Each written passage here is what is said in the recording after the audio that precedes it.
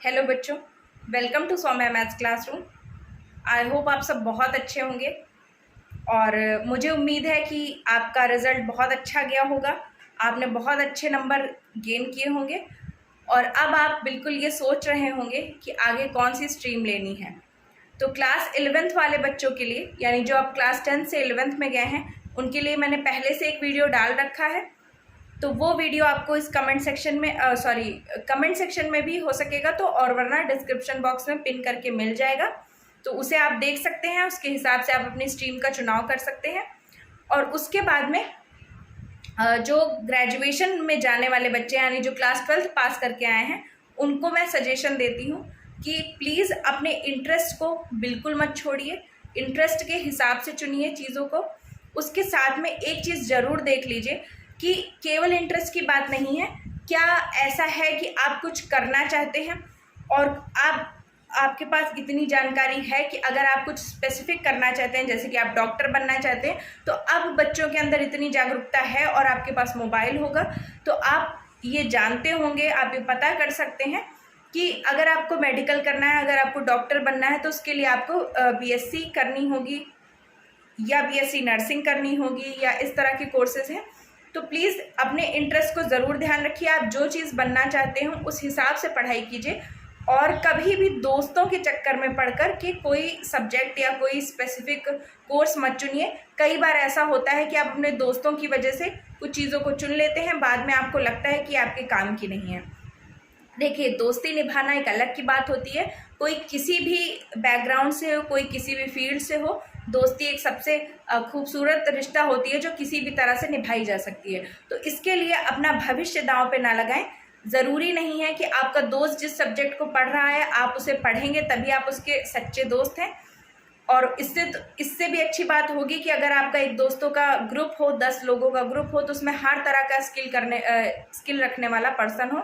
एक डॉक्टर हो तो दूसरा इंजीनियर हो, तो तीसरा आईएएस हो, चौथा कोई और अच्छा काम करता हो सकता है कोई सोशल वर्कर भी हो। तो इसलिए अपने इंटरेस्ट को ज़रूर ध्यान रखें। उसके अलावा कुछ चीज़ें और भी गौर करने लायक हैं, जैसे कि मान लीजिए आपको कोई स्पेसिफिक कोर्स करना है या फिर कोई पढ़ाई करनी है, तो उसमें क्या है, कुछ स्पेसिफिक परसेंटेज तय कर दी जाती है कि इतने परसेंट वाले ही उसे कर सकते हैं। तो इस हिसाब से भी आप अपना टारगेट सेट कीजिए। फिर उसके बाद में कुछ चीज़ें और हैं जो आपको जाननी चाहिए, जैसे कि सब्जेक्ट के बारे में एक नॉलेज होना चाहिए। ठीक है, एकदम से अलग टाइप की अगर आपको सब्जेक्ट चुननी है तो कुछ दिन के लिए उसे पढ़कर देख लीजिए। जैसे मान लीजिए कि आपने ह्यूमैनिटीज़ लिया हुआ था, ठीक है, या ह्यूमैनिटीज़ वालों के लिए तो खैर ऑप्शन नहीं होता है, लेकिन जैसे मान लीजिए आपने साइंस साइड से पढ़ाई की, अब इसके बाद में आप बीए करने जा रहे हैं। अब आपको सुनने में अच्छा लगा कि मैं हिस्ट्री लूँगा, अब आपको लगा कि यार हिस्ट्री कितनी इंटरेस्टिंग है। अब इस समय कितने सारे मामले चल रहे थे, जैसे कि ताजमहल तेजो महालय है, और फिर मैं रिसर्च करूँगा, ये करूँगा, वो करूँगा।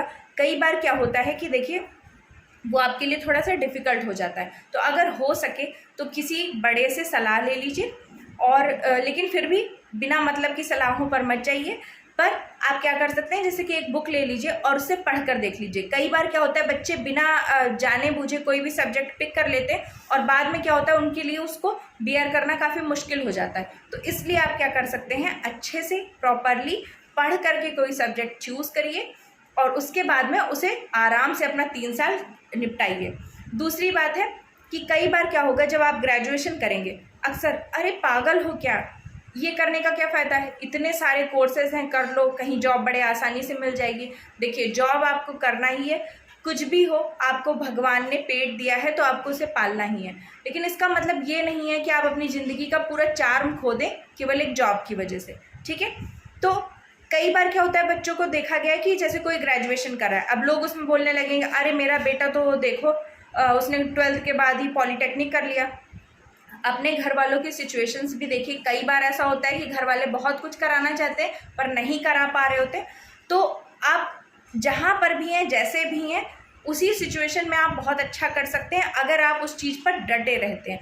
अगर लोगों की फालतू की बातें सुनकर बार बार अपनी राहें बदलते हैं तो उससे ना आप इधर के रह जाते हैं ना उधर के, यानी जो चीज़ आपने चुनी थी चलने के लिए आप वहाँ भी नहीं चल पाते और जो हम दूसरों से सुन करके देख करके दूसरों को जाते हैं वहाँ पे भी हम कुछ अच्छा नहीं कर पाते हैं। तो प्लीज़ ऐसा मत कीजिए। कई लोग ऐसा करते हैं, ग्रेजुएशन में फर्स्ट ईयर में गए, फर्स्ट ईयर किसी तरह किया, फिर उसके बाद सेकेंड ईयर के बाद मेरा तो मन नहीं लग रहा है, इन सब चीज़ों में कोई कुछ रखा नहीं है आजकल, फिर छोड़ दिया, फिर कुछ और करने लगे, फिर उसको छोड़ दिया, फिर कुछ और करने लगे। तो इसी में आपके 3-4 साल बर्बाद हो जाएंगे। फिर आप देखेंगे कि एक ऐसी सिचुएशन आएगी जब आपके साथ पढ़ने वाले ग्रेजुएट बल्कि पोस्ट ग्रेजुएट होकर खड़े होंगे और आप यहाँ वहाँ भटक करके आपने एक डिग्री इस चीज़ की ले ली होगी, 1 साल किसी और चीज़ का पढ़ लिया होगा, 1 साल किसी और चीज़ का पढ़ लिया होगा, और ना ही आपके पास कोई स्पेसिफिक डिग्री होगी और ना ही आपके पास कोई स्पेसिफिक स्किल होगी।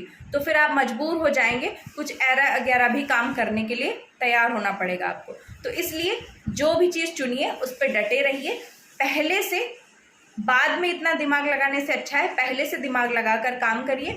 कुछ स्पेसिफिक किताबों को खरीद लीजिए, उन्हें पढ़कर देख लीजिए। मान लीजिए आपने मान लीजिए आपने क्लास 12th में PCM PCB ये लेकर के पढ़ाई की थी, अब आपको BA करना है तो किसी से क्लास 12th की हिस्ट्री, ज्योग्राफी, पॉलिटी जो आपको पढ़ना हो वो ले लीजिए, वो बुक पढ़ करके देखिए कुछ दिन, क्या आपको समझ में आ रही है, क्या आप उसे लेकर आगे चल सकते हैं, तो आप बिल्कुल उसे ले सकते हैं। ग्रेजुएशन करने वाले बच्चों को अक्सर ये भी होता है कि अगर उन्होंने PCM या PCB से क्लास 12th की पढ़ाई की है और स्पेशली अगर वो UP बोर्ड्स हैं तो उन्होंने हिंदी मीडियम में पढ़ाई की होती है, फिर क्या होता है, लोग बोलते हैं अरे BSc MSc तो इंग्लिश मीडियम में है, बहुत डिफ़िकल्ट हो जाएगा, पर इतना भी डिफ़िकल्ट नहीं होता है, ठीक है।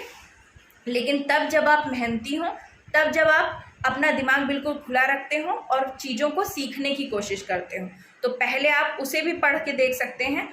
आपको कहीं ना कहीं आपके बड़े दीदी भैया कोई होंगे जिनके नोट्स मिल जाएंगे, तो उनसे पढ़ करके देख लीजिए क्या आपको चीज़ें समझ में आ रही हैं, क्या आप प्रॉपर आंसर इंग्लिश में लिख सकते हैं या नहीं। अगर लिख सकते हैं तो ज़रूर लीजिए। और एक रिक्वेस्ट है कि प्लीज़ अगर आपको वीडियोस अच्छे लगते हों तो चैनल को ज़्यादा से ज़्यादा सब्सक्राइब कीजिए, वीडियोस को लाइक कीजिए और वीडियोस को ज़्यादा से ज़्यादा शेयर कीजिए। इसी तरह के और ढेर सारे मोटिवेशनल वीडियोस और उसके साथ में इंफॉर्मेशन से भरे हुए वीडियोस पाने के लिए सौम्या मैथ्स क्लासरूम पे अपनी एक्सेस को बनाए रखिए। Thank you.